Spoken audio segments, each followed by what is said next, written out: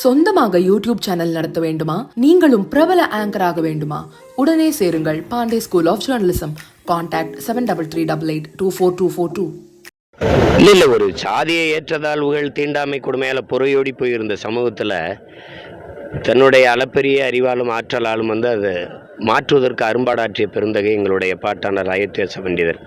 தீண்டாமை ஒழிப்பு, சாதிய இழிவு, பெண்ணிய உரிமை, மாநில சுயாட்சி இதுக்கெல்லாம் போராடியவர் அவர். அப்போ அது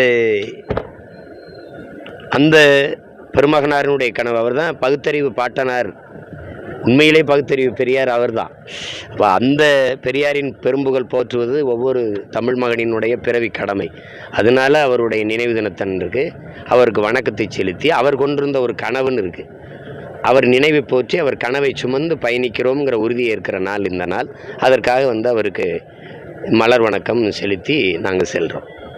நீட் தேர்வால் நிறைய பேர் அது நம்ம பிள்ளைகளை கொல்ல வந்த ஒரு நவீன வடிவம் பெற்ற ஒரு யமன் தான். அது ஒழிக்கணும். அது தேர்வை விட கொடுமை இவங்க அந்த தேர்வு எழுத போகிற நம்ம பிள்ளைகளுக்கு படுத்துகிற சித்திரவதை இருக்குல்ல, அதுதான் பெரிய கொடுமை.